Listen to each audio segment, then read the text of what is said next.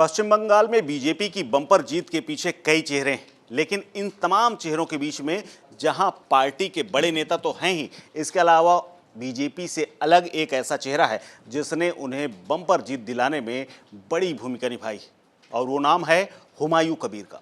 हुमायूं कबीर, जी हाँ, वो शख्स जिसने पूरे पश्चिम बंगाल में ध्रुवीकरण करा दिया। एक तरह से देखा जाए तो हिंदुओं का और मुस्लिम के वोट का बंटवारा करा दिया। उसने पूरे बंगाल में चीख चीख करके ममता बनर्जी को सीधे तौर पर चुनौती देते हुए ये कह दिया कि मैं बंगाल में बाबरी मस्जिद बनाऊंगा, और यही बाबरी मस्जिद वाला मामला बीजेपी के लिए संजीवनी बूटी बन गया।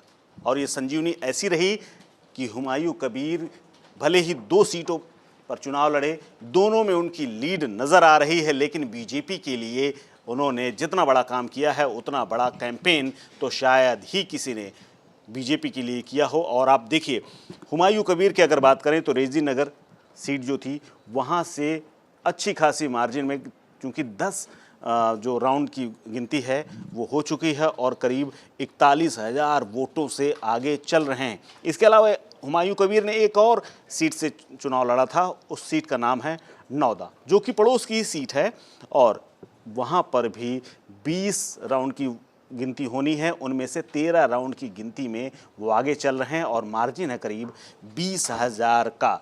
यानी बीजेपी को जिता करके हुमायूं कबीर खुद भी जीत रहे हैं, लेकिन उन्होंने अपनी पुरानी पार्टी, जहां पर कई सालों से वो रहे और लगातार मंत्री तक रहे, उसको हराने में हुमायूं कबीर ने पूरा काम किया है। लेकिन सबसे बड़ा सवाल यही है कि क्या अब हुमायूं कबीर चुनाव जीतने के बाद एक सीट छोड़ेंगे? अगर सीट छोड़ेंगे तो कौन सी सीट छोड़ेंगे? और सवाल इस बात का भी है कि क्या विधायक बनने के बाद भी उनका बाबरी मस्जिद बनाने वाला सपना पूरा होगा? क्योंकि बीजेपी ने तो इसी दम पर चुनाव लड़ा है और पूरा मुद्दा इसी बात को बनाया है कि वो जीत करके आएंगे तो बाबरी बंगाल की धरती पर कभी खड़ी नहीं हो पाएगी, कभी उसकी यहाँ नींव नहीं रखी जाएगी, और कभी बंगाल की धरती पर बाबरी की तामीर नहीं रखी जाएगी।